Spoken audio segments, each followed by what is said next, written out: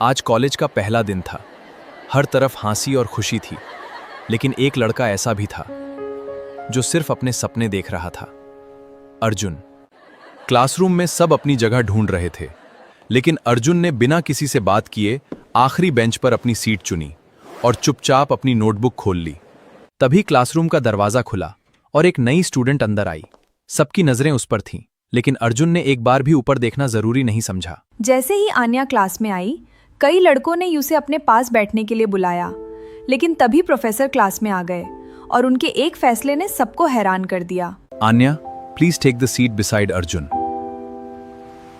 Class एकदम चुप हो गई। आन्या बढ़ी अर्जुन की तरफ, नजरी मिली। हाय, आई एम आन्या। अर्जुन। आन्या ने दोस्ती की शुरुआत करने के लिए अपना नाम बताया। अर्जुन ने बस एक शब्द कहा, ये लड़का इतना अलग क्यों है? लेक्चर शुरू होते ही आन्या को एहसास हुआ कि उससे कुछ नोट्स मिस हो गए हैं। अर्जुन ने बिना कुछ कहे अपनी नोटबुक उसकी तरफ खिसका दी। शायद ये उनकी दोस्ती का पहला कदम था। Thank you for helping me.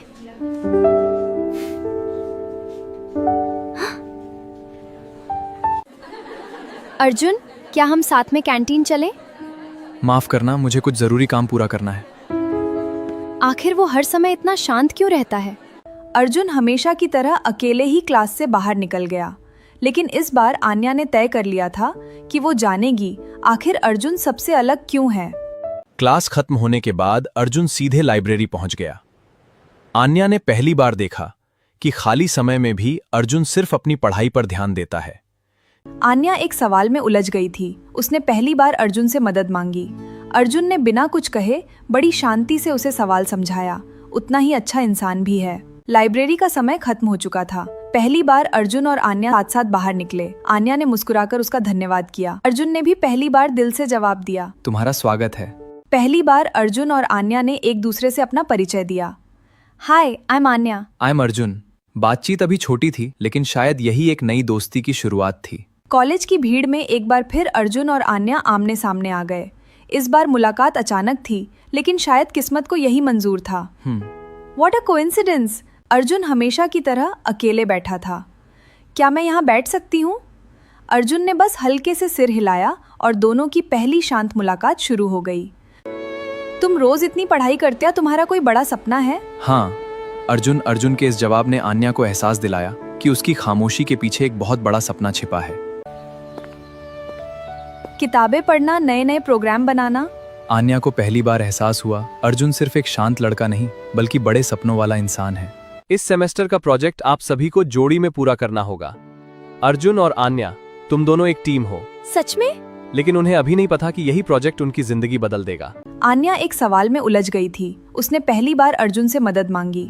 Arjun ने बिना कुछ कहे बड़ी शांति से उसे सवाल समझाया। उतना ही अच्छा इंसान भी है। प्रोजेक्ट पर काम करते समय अचानक लैपटॉप रुक गया। ओह नहीं, अब क्या करेंगे? घबराओ मत। कुछ ही सेकंड में अर्जुन ने समस्या ठीक कर दी। आन्या उसकी समझदारी देखकर मुस्कुरा उठी। कई घंटों से अर्जुन लगातार प्रोजेक्ट पर काम कर रहा था। तुमने अभी तक कुछ खाया ही नहीं। ये लो, पहले चॉकलेट खा लो। धन्यवाद, इसकी सच में जरूरत थी। एक छोटी सी चॉकलेट। कई घंटों से अर्जुन प्रोजेक्ट पर काम कर रहा था। तुमने अभी तक कुछ खाया ही नहीं।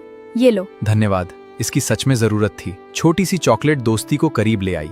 अब प्रेजेंटेशन का समय करीब था। मुझे थोड़ा डर लग रहा है, भूल गई तो?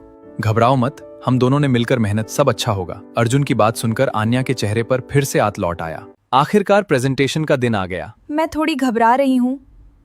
खुद पर भरोसा रखो, हम दोनों ने बहुत मेहनत की। बात सुनते ही आन्या ने मुस्कुराकर अपनी प्रेजेंटेशन शुरू कर दी।